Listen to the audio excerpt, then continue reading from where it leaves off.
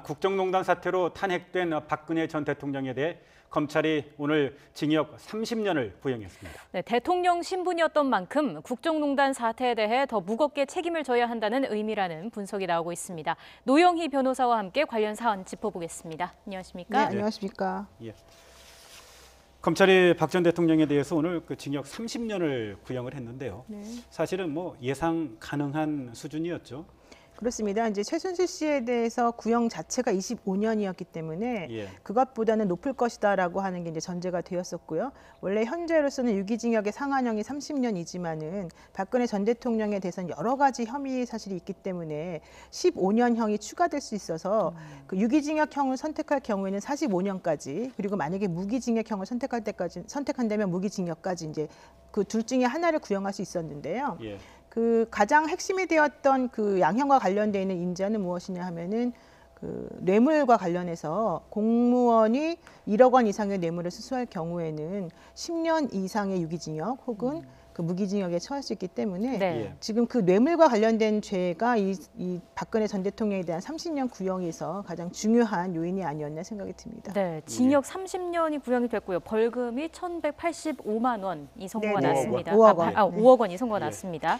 자, 국정농단의 책임은 명확히 박근혜 전 대통령에게 있다. 이런 분석이라고 볼 수 있겠죠. 네, 그렇습니다. 이제 벌금 1,185억 원이라고 하는 것은 최순실 씨에 대해서 처음에 그 검찰에서 구형했던 내용에도 같이 포함이 되는 것인데요. 그 최순실 씨와 달랐던 점은 최순실 씨에 대해서는 그 추징금이 이제 사실은 부과가 됐었었는데 네. 예. 그것은 최순실 씨가 직접 그 승마 지원과 관련되는 돈을 수령했기 때문에 추징금이라고 하는 것이 붙었던 것이고 예. 박근혜 전 대통령은 본인이 실제 돈을 수령한 것으로는 보이지 않기 때문에 추징금은 구형되지 않았습니다. 예. 다만 그 최순실 씨 관련해서 25년형 구형에 1,185억 원의 벌금이 있었던 것하고 마찬가지로 특검 입장에서는 30년의 구형과 1,185억 원의 벌금을 선고해달라고 얘기를 한 것이고요. 네. 예. 벌금이라고 하는 것은 실제 취한 이득이나 뭐 그런 범죄 행위로 인해서 얻은 이득 이런 걸 가지고 계산하는 건 아니고 그 사람이 저지른 불법의 정도를 비추어 보아서 어느 정도 이 사람의 죄가 있으니 뭐 금원을 조금 책정해달라 이런 식으로 얘기가 되는 건데요. 네. 그 기본적으로는 그 본인이 받은 이득액의 2배에서 5배까지 원래 벌금을 구형하게끔 되어 있는데 그 수백억 원이라고 하는 돈을 기준으로 해서 뇌물액으로 지금 특검이 잡고 있기 때문에 예. 1,185억 원이라고 하는 돈이 나온 것 같습니다. 예. 오늘 검찰의 구형을 보면 국정농단 사태의 책임은 명백하게 박근혜 전 박근혜 있다. 이렇게 판단한 거죠. 예. 그렇습니다. 이제 그 특검 입장에서 얘기하고 있는 것은 사실은 여러 가지가 물론 있었습니다만은 박근혜 전 대통령이 대통령이다라고 하는 그 신분이나 지위 또 국민으로부터 위임받은 그런 권한을 예. 사적인 이해관계에 있는 최순실 씨에게 임의적으로 내주었고 그렇게 내줌으로 인해서 사적인 이익을 도모하려고 했다라고 하는 것이 가장 큰 문제이고 네. 그것이 예. 바로 헌법적인 가치를 훼손하는 나쁜 것이었다. 더더군다나 본인이 대통령으로서 그런 행동을 해놓고도 전혀 반성하지 않고 측근이나 다른 사람들에게 체계를 믿는 듯한 태도 역시 옳지 않은 것 아니냐 이런 얘기를 했고요. 예. 예. 또 하나는 이제 정경유착이다라고 하는 부분과 관련해서 그 밀실에서 경제 권력자들과 머리를 맞대고 그 이러한 식의 범죄 행위를 함으로 인해서 경제 민주화에 대한 국민들의 신뢰를 헌신짝처럼 저버렸다. 이런 것 때문에 책임이 매우 중하다라는 식으로 논고를 펼쳤습니다. 예. 예. 예상보다는 구형이 빨리 나온 것 같거든요. 이게 지금 말씀을 해주신 것처럼 이미 어느 정도 법적인 논리가 다 완성이 돼 있기 때문이라고 볼 수 있을까요? 네, 그렇습니다. 이제 최순실 씨하고 사실 18가지 범죄 혐의 중에서 13가지 정도가 겹치는 부분이 있었고 네. 이미 여러 재판을 통해서 그 유죄로 이미 인정된 그런 뭐 범죄 사실들이 많이 있었기 때문에 그런 것들에 대해서는 다른 재판부 혹은 현재 지금 재판이 진행되고 있는 이 재판부에서 이미 이전에 판단한 내용이 있거든요. 네. 그래서 그러한 것들을 기준으로 해서 먼저 얘기가 되었던 것 같고요. 이제 최순실 씨와 관련되지 않은 나머지 범죄 사실에 대해서 이제 간단하게 언급하는 형식으로 이제 진행이 되었습니다. 그런데 검찰 측에서는 사실은 오전에 서증 조사도 원래는 전체적으로 한 3시간 정도 걸릴 것이라고 예상을 했었었는데 네. 생각보다 사실은 상당히 짧게 진행이 되었습니다. 그렇죠. 그렇기 때문에 그 오후에 있을 그 2시 10분부터 있었던 그 검찰 논거 관련해서는 30분밖에 이제 논거를 진행하지 않는다라고 해서 사실 그런 것들이 그 변호인단에서 얘기하고 있는 뭐 3시간의 변론 요지를 뭐 진술하겠다라고 하는 것하고 좀 대조적이었기 때문에 예. 어느 정도에서는 이제 정리된 상황에서 이 박근혜 전 대통령에 대한 재판을 지금 검찰이 바라보고 있는 게 아닌가 이런 네. 생각을 할 수 있었습니다. 조금 전에 뭐 서중 조사 말씀하셨는데요. 이게 이제 재판 시작 전에 앞서서 일종의 증거 조사하는 거죠. 그러니까 이제 마지막으로 재판을 정리하기 위해서는 예. 그동안에 법원에 현출되었던 증거들의 증거 능력을 인정할 것인가 말 것인가 하는 부분은 이제 반드시 있어야 되는데요. 예. 이번에 이제 문제가 되었던 건 뭐냐면은 그 우병우 전 수석에 대한 그 판결문을 네. 이번 그 재판부의 증거를 사용할 것인가 말 것인가 하는 부분이었는데요. 예. 만약에 특검에서 그 재판과 관련된 판결문을 증거를 내지 않았다면 상관이 없었을 것이지만 이번에 이제 마지막으로 그 증거를 냈습니다. 그래서 예. 그 박근혜 전 대통령 측 변호인단은 비록 박근혜 전 대통령에 대한 재판을 맡은 이후 한 번도 박근혜 전 대통령과 의견을 나누거나 만나본 적도 없지만 예. 본인들 입장에서 최선을 다한다는 측면에서 우병우 전 수석의 그 판결문에 대해서는 증거를 채택하는 것은 뭐 동의하지만 예. 그 재판부 그 특검이 주장하는 것과 같이 그런 판결문에서 나온 내용이 박근혜 전 대통령에게 불리하게 작용하면 안 된다라고 하는 취지로 이제 입증 취지 부인이라고 하는 그런 의견을 냈습니다. 네. 그러면서 이게 보통 한 10시에 재판이 시작됐는데 여러 가지 절차적인 걸 다 마무리하고 10시 40분 정도에 그 서중 조사가 이제 시작이 되었고요. 예. 한 11시 20분 정도에 이 서중 조사가 다 마쳐졌습니다. 그리고 2시 10분부터 한 2시에 한 35분 정도까지 검찰 논고가 있었었고 예. 그 이후에 검찰 구형이 있고 현재까지 박근혜 전 대통령 측 변호인단이 최후 변론을 하고 있는 중입니다. 그런데 4시 5분 까지 사실은 이제 휴정을 중간에 잠깐 하고 네. 다시 이제 마지막으로 변론 요지서를 이제 낭독하는 형식으로 좀 진행이 되고 있다고 예. 합니다. 예. 우리 그 앞서 검찰의 구형과 이제 논고의 그 요지까지는 그 살펴봤는데요. 지금 변호인들이 그 최후 변론을 하고 있는 중이기는 하지만 그렇습니다. 예. 그 언론에 알려진 내용들도 일부 있는데요. 오늘 변호인들이 프레젠테이션 형식까지 갖춰서 아주 뭐 장시간 지금 변론을 하고 있는데 변론의 요지는 그 어떤 것들이 지금 전해지고 있습니까? 네, 그렇습니다. 사실 이 국선 변호인들 5명인데 5명이 각각 한 명씩 재판부에 그 변호인 의견이라고 하는 변론 의사를 따로 제출을 했습니다. 예. 근데 특히 그중에 조현건 변호사 같은 경우는 160페이지에 달하는 예. 그런 의견서를 지금 제출을 하고 있는 것으로 알고 있고요. 거기서 내용은 특히 이제 증거와 관련된 부분들이었습니다. 태블릿 PC 증거 능력이나 청와대 문건 유출 관련된 부분들이 과연 절차적으로 정당한 것인가에 대한 부분을 지적한 것으로 지금 나오고요. 네. 그 제가 지금 들은 것에 의하면은 그 정경 유착과 관련해서 실질적으로 전경련에서 그 뭐 기업 으로부터 돈을 받았던 미르나 K재단과 관련해서 그 부분에 있어서는 실제 피고인이 직접적으로 지시했다라고 하는 부분을 인정할 수 없다. 만약에 그렇다라고 한다면 기업들을 피해자라고 볼 수 없는 게 아니냐 이제 이런 주장을 펼치기도 했었고요.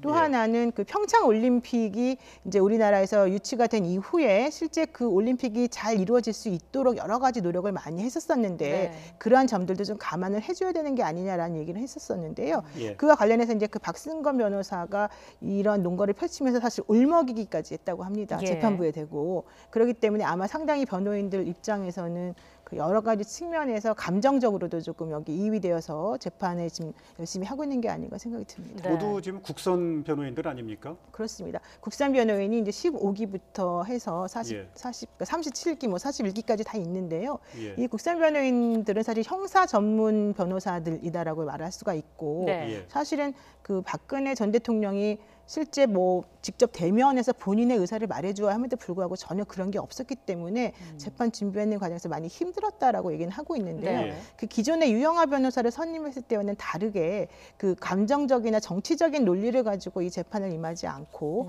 철저하게 법리적인 측면에서 검토하는 것으로 이제 얘기를 좀 마무리 짓고 있고요. 네. 예. 특히 그 뇌물 수수와 관련해서도 그 뇌물죄의 성격이라던가 또 실제 뭐 기업으로부터 뇌물을 받게 하는 행위 혹은 그 재단의 그 금원을 출연하는 행위 같은 것들이 과연 어느 정도나 그 박근혜 전 대통령과 동일시될 수 있는 부분이 있는가 이런 부분에 좀 치우친 것으로 알고 있고요. 예. 특히 더 중요한 건 박근혜 전 대통령이 한 푼도 그 본인이 개인적으로 돈을 수령하지 않았다라고 하는 측면에 조금 치우친 부분이 있었습니다. 네. 그래서 그런 부분에 대해서는 물론 최순실 씨에 대한 재판에서 이 재판부가 여러 가지 측면에서 경제적 이해관계나 공동체라는 그런 단어도 필요 없다라는 식으로 말하면서 박근혜 전 대통령하고 최순실 씨가 공동해서 이 범죄를 저질렀다고 말은 했지만 예. 이제 앞으로 있을 박근혜 박근혜 전 대통령에 대한 선고 재판에서도 그와 같은 논리로 그 명확하게 얘기를 할 것인지에 대해서는 조금 우리가 확인을 해봐야 되는 게 아닌가 예. 얘기되고 있습니다. 예. 잠시 언급을 해주셨는데 최순실 씨와 겹치지 않은 혐의에 대한 판단이 어떻게 나왔는지 정리를 좀 해주시죠. 그러니까 지금 최순실 씨와 관련해가지고는 사실은 이제 뭐 블랙리스트라던가 문체부 인사에 뭐 개입했다는 혐의라던가 네. 또 뭐 CJ 이미경 부회장에 대해서 뭐 강요했다라든가 뭐 이런 여러 가지 5가지 정도 혐의가 있는데요. 예. 이 부분에 대해서 뭐 검찰에서 특별하게 그 논거를 많이 펼친 것은 아니고요. 이제 박근혜 전 대통령이 대통령이라고 하는 지위에서 그 개인적으로 어떠한 식의 행동을 했는지에 대해서 안정보험 전 수석의 수첩이랑 김영환 민정수석의 수첩 같은 것들에서 나온 부분이 있고 네. 예. 또 관련자들의 진술이 사실은 있기 때문에 그런 부분들과 관련해서 증거가 많이 있다라는 식으로 검찰에서 논거를 펼친 것으로 알고 있고요. 예. 그 박근혜 전 대통령 측에서는 그러한 것들은 이제 직접 증거가 되지 않기 때문에 증거 능력 상에서 조금 문제가 있는 게 아니냐라는 식으로 얘기를 한 것으로 압니다. 예. 예. 박근혜 전 대통령이 지난해 10월 그 법원의 구속기한 연장 결정 이후에 재판을 보이콧하지 않았습니까? 오늘 결심 공판인데도 오늘도 뭐 나오지 않았고요. 이렇게 재판에 나오지 않는 이런 태도들이 그 선고에도 좀 영향을 미치죠. 통상적으로 보면요. 어떻습니까? 그러니까 사실은 이제 그 재판을 받을 권리가 사실은 이제 피고인에게 있는데 예. 또 재판에 성실히 임해야 될 의무도 같이 있는 것이거든요. 근데 만약에 그 피고인이 생사가 확인되지 않았거나 피고인이 아파서 거동을 하기 어려운 상황이다라고 한다면 걸석 재판이 허용될 수 있겠지만은 예. 박근혜 전 대통령처럼 구치소에서 보행이 자유로운 사람이 사실은 재판을 보이콧하고 판결 선고하는 날까지 나오지 않는다라고 하는 것은 사실은 있을 수 없는 일입니다. 예. 그런데 오늘 아침에 그 서울구치소 측에서 재판부에 그 제출한 그 보고문에 의하면은 박근혜 전 대통령이 재판에 나가지 않겠다라고 말을 했다. 예. 그런데 우리 구치소의 교도관들이 강제적으로 박근혜 전 대통령을 끌어서 재판하러 보낼 수는 없는 상황이니 좀 양해를 해달라는 얘기를 했습니다. 네. 예. 그래서 아마도 그것은 이제 전직 대통령이다라고 하는 신분을 고려해서 그런 식의 얘기가 나왔던 것 같고, 그래서 재판부에서도 피고인에 대해서 그 법정에 착석해서 재판을 받을 수 없는 특별한 사정이 있는 것을 인정을 해서 걸석 재판을 허용하겠다라는 결정을 내렸습니다. 근데 예. 이러한 식으로 행동하는 것은 재판 자체를 무력화시키고 이 법치 질서를 무시하는 행동이기 때문에 원칙적으로는 허용되지 않는 것이 맞고요. 예. 또 이런 식의 행동을 계속하는 피고인이라고 한다면은 중한형으로 이제 다스리는 것이 맞는데, 뭐 이번 같은 경우에 박근혜 대통령 입장에서는 본인이 정치적으로 지금 보복을 당하고 있다라는 주장을 펼치고 있기 때문에 예. 이제 이런 식의 행동을 좀 취하고 있는 것으로 보입니다. 네. 그런데 정말 참 중요한 게요. 재판을 받는 과정에서 자기 방어 차원에서 그 최후 진술, 이게 상당히 의미가 있는데 지금 박근혜 전 대통령은 그 최후 진술조차도 지금 하지 않은 거죠. 그렇습니다. 오늘 이제 박근혜 전 대통령 측 변호인들이 프리젠테이션까지 동원하면서 3시간여에 걸쳐서 지금 최후 변론을 하고 있는 이유 중에 하나도 예. 특검이 얘기하고 있는 그 수많은 논리를 깨기 위한 것인데요. 네. 예. 이번 재판과 관련해서는 14만 페이지에 달하는 그 재판과 수사 기록이 있습니다. 예. 예. 그리고 증인만 해도 130명이 넘거든요. 그렇다면 그런 상황에 대해서 본인이 직접적으로 적극적으로 나서서 방어를 해야 되는 것이고, 그런 것에 대해서 최후 진술을 통해서라도 재판부에 얘기를 하는 것이 맞는데 예. 그런 행동을 하지 않았기 때문에 국선 변호인들이 지금 고군분투하고 있다라고 이제 밖에 볼 수 없습니다. 예. 근데 예. 그것은 국선 변호인 입장에서는 변호인으로서의 그런 뭐 역할을 다하고 의무를 예. 다하고 있다고 볼 수 있겠지만, 과연 피고인으로서 재판을 받는 사람이 취할 수 있는 태도인가 하는 부분에 대해서는 좀 문제가 있기 때문에 네. 그 부분에 대해서는 뭐 여러 가지로 해석이 가능하겠습니다. 국선 변호인들이 변론하는 과정에서 지금 박근혜 전 대통령을 좀 제대로 접견조차 못했죠. 그렇습니다. 그 처음에 그 재판을 이제 맡게 된 때로부터 지금 현재 160여일이 지났는데 예. 처음에 서신을 통해서 접견을 요청했지만 예. 뭐 간접적으로 나는 접견에 응하지 않겠다라고 하는 의사를 이제 통보받은 이후에 사실은 단 한 번도 제대로 된 응답을 받지 못했다라고 하는 얘기가 있습니다. 네. 그럼에도 불구하고 계속해서 그 원하면 언제든지 내가 접견할 수 있도록 좀 허용해 달라라는 얘기를 계속 직접적으로 혹은 간접적으로 그 박근혜 그 대통령의 변호인들이 했다라고 하는데요. 예. 거기에 대해서는 전혀 응하지 않은 것으로 알고 있고요. 이제 그 와중에 유영하 변호사만 여러 번 만났고 또 예. 도태우 변호사, 이제 민사 재판을 맡고 있는 네. 그 변호사만 지금 만난 것으로 알고 있습니다. 사실 예. 이 재판을 보이콧하기 이전에 박근혜 전 대통령의 어떤 모습을 좀 떠올려 보면 자신의 재판에 집중하지 못하는 모습을 보인 것 같아요. 그렇습니다. 박근혜 전 대통령은 재판에 임했을 때부터 사실은 처음에 재판에 자주 나왔을 때에도 기본적으로 결론적으로는 뭐 낙서를 한다던가 뭐 방청객을 보고 좀 웃는다던가 뭐 네. 여러 가지 조금 이상한 행동을 보이기도 했었었는데요. 그래도 그때까지는 그 본인의 재판에 조금이라도 관심을 좀 보였던 것으로 보여요. 그런데 그 후부터는 이제 허리가 아프다라고 하면서 병원을 찾았고, 그리고 그 이후에는 2번 정도 걸쳐서 그런 행동을 계속 하다가 결론적으로는 정치 보복이라는 프레임으로 이제 재판에 나오지 않았습니다. 네. 근데 이제 이런 것이 과연 그 한 나라의 대통령을 지냈던 분이 과연 할 수 있는 행동인가에 대해서는 좀 의문의 여지가 있는데, 사실 예전에 그 전두환, 노태우 전 대통령들도 재판을 받을 때 정치 보복이라고 하면서 재판을 한번 거부한 적이 있었어요. 그렇지만 재판부에 나중에는 다 출석을 해서 마지막까지 재판을 다 받았거든요. 이제 그런 것들하고 비교를 해보면 이제 그 대통령이었던 분으로서 사실 보여줄 수 있는 태도는 아니지 않나 생각이 듭니다. 네. 뭐 이제 검찰이 할 일은 다 끝났고요. 이제는 뭐 재판부의 이제 결정만 남아 있는 셈인데요. 네. 통상 1심 선고는 언제 이루어지게 될까요? 그러니까 이제 구속 재판, 그러니까 피고인이 구속 수감되어 있는 상태에서 재판을 받게 되면 이제 인신 구속 상태가 너무 장기화되는 건 옳지 않기 때문에 예. 마지막으로 변론을 하고 나서 2, 3주 안에 재판 선고를 하는 게 맞는데요. 예. 지금 박근혜 전 대통령에 대한 재판은 9개월 정도 지금 진행이 되었습니다. 네. 그리고 박근혜 재판은 사실은 4월 16일이 이제 2차 구속기간 만료이기 때문에 예. 원칙적으로는 4월 16일 전에 이제 재판 판결 선고가 나야 됩니다. 그런데 오늘 결심 공판이 있었기 때문에 이 사건과 관련해서는 3월 말 정도에 혹은 4월 초 정도 늦어도 그때까지는 판결이 선고되지 않을까 생각이 좀 들고 있는데요. 예. 사실은 최순실 씨 재판을 이미 다 했기 때문에, 그리고 판결문이 예. 이미 나왔기 때문에 사실은 3월 중순에도 또 판결 선고할 수 있는 게 아닐까라고 이제 생각을 해보았는데, 예. 그렇다 하더라도 또 추가된 범죄들이 있고 새롭게 예. 판단돼야 될 부분이 있기 때문에 아마도 신중을 기해야 된다는 측면에서 3월 말 정도가 유력하지 않을까 이렇게 생각합니다. 3월 말이요. 박 전 대통령에 대한 재판이 계속해서 이루어져 왔는데 지금 특활비 재판은 따로 진행 중인 거죠? 네, 그렇습니다. 현재 지금 내일도 사실은 재판이 예정되어 있는데요. 그 박근혜 전 대통령이 국정원 특활비를 불법으로 수수했다는 혐의 때문에 36억 5천만 원에 대해서 지금 재판을 받고 있고, 예. 또 하나는 그 새누리당 국회의원 공천 과정에 불법으로 관여했다라고 한 혐의까지 겹쳐져서 지금 2가지 혐의 사실 때문에 다시 재판 받고 있거든요. 네. 그래서 오늘 만약에 구형량이 30년이었고 최순실 씨에 대한 구형량이 25년 중에 20년이었다라고 한다면 박근혜 전 대통령에 대해서 모두 유죄로 인정될 경우에 최소한 25년 정도 이상은 판결이 선고될 가능성이 높아요. 그렇다라고 한다면 내일 있을 그런 그 별건 재판의 결과가 또 역시 유죄로 나오면 예. 그 유죄 확률이 또 아까 말씀드린 대로 그 재판도 사실은 상당히 센 형량을 선고할 수밖에 없는 재판이거든요. 그럼 그 2가지를 합쳐졌을 때는 이게 가산해서 그 형을 살아야 되기 때문에 박근혜 전 대통령이 지금 고령인 점을 고려해봤을 때는 상당히 조금 장기화된 그런 구치소 생활이 가능하지 않을까 생각이 듭니다. 사실 뭐 박근혜 전 대통령 이전에요. 그 법정에 있었던 전직 대통령들이 있었죠. 전두환, 노태우 전직 대통령들인데, 그렇죠. 예. 자 이 전직 대통령들의 1심 형량 한번 좀 소개 좀 해주시겠습니까? 그러니까 이제 전두환 전 대통령 같은 경우는 사실 1심에서 사형이 선고됐었고요. 예. 그다음에 노태우 전 대통령 같은 경우는 당시에 유기징역형이 사실은 그 25년이었거든요. 그래서 그 22년 6개월이 이제 선고가 됐었었는데요. 네. 그 이듬해인 1997년 12월에 김영삼 전 대통령이 정치적으로 사면을 해주지 않았습니까? 예. 그래서 아마도 박근혜 전 대통령도 본인에 대해서 사면을 지금 생각하고 있는 것이 아닌가라는 생각이 듭니다. 그러나 아직까지는 이제 사면을 논하기는 아직 이른 감이 있기 때문에 아마도 박근혜 전 대통령은 재판 전체를 보이콧하고 다만 정치적으로 이제 이 사건에 대해서 좀 해결하려고 하는 노력을 보일 것으로 지금 보이고요. 네. 아까 그 중앙지방법원 앞에서 그 시위대들이 계속해서 박근혜 전 대통령을 연호하고 있는 모습이 이제 저는 법원에 갔다 오면서 이제 확인을 제가 했고요, 직접.